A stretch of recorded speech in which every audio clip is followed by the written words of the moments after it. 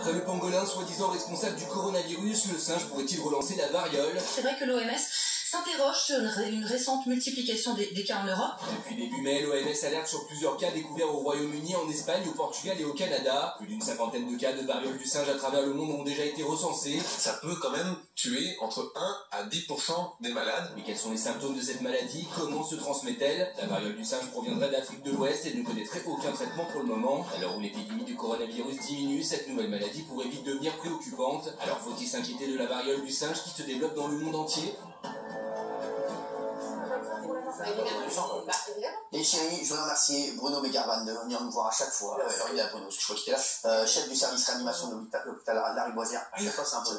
Merci beaucoup. C'est la première fois qu'il vient nous voir. C'est le docteur Thierry Bedossa qui est vétérinaire. Parce qu'on voulait avoir un vétérinaire voilà, qui nous éclaire là-dessus ce soir, parce que moi, c'est le truc qui me fait le plus flipper actuellement. Il y avait deux trucs qui me faisaient flipper, c'était voilà, Gilles Verdez dans l'émission et ça.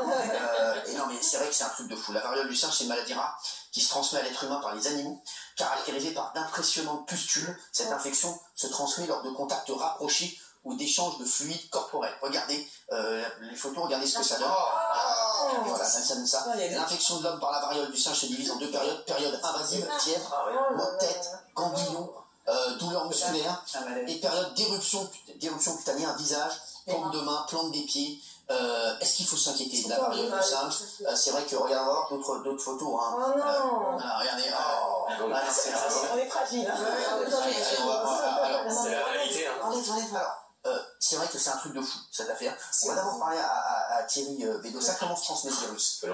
En fait, ce virus, il se transmet par les liquides, les fluides. Donc, par exemple, lorsque le singe qui est dans sa forêt éternue, ou tousse, ou se déchire une pustule sur une branche, et que quelques minutes plus tard, un humain passe par là, et ben, la contamination, elle peut survenir.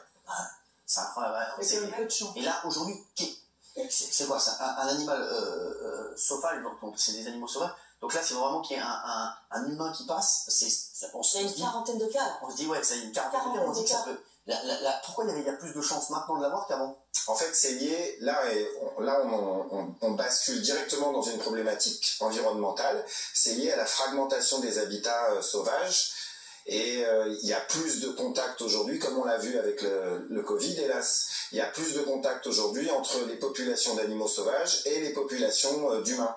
D'accord. Et donc, le premier accident avec la contamination par la variole simienne, il s'est produit avec des singes de laboratoire au Danemark au début des années 60. Donc, il y a des conditions naturelles de propagation et de contagiosité éventuelle, mais c'est très très rare à ce jour.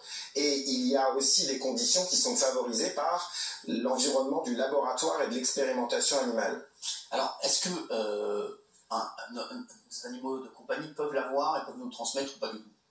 À ce jour, je n'ai aucune info qui me permettrait de vous dire que les chiens, les chats sont des vecteurs de ce virus et risquent de le transmettre à l'homme. En revanche, il y a eu par exemple une épidémie mais très circonscrite de variole simienne chez les humains aux États-Unis en 2003.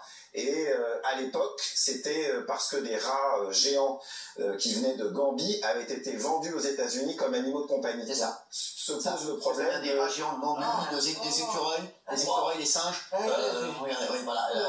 Voilà, donc ça, voilà, un rat géant, voilà, c'est un rat. Là, sur la tête de un rat. Ce rat, il sauve des vies. Quand il est entraîné pour détecter les mines, en Afrique, il sauve beaucoup de vies. Ah ouais, vous voyez ou pas? Donc, vous voyez, oui, on a plein de questions à vous poser. Hein. Je sais que là, il y a plein de questions qui tombent.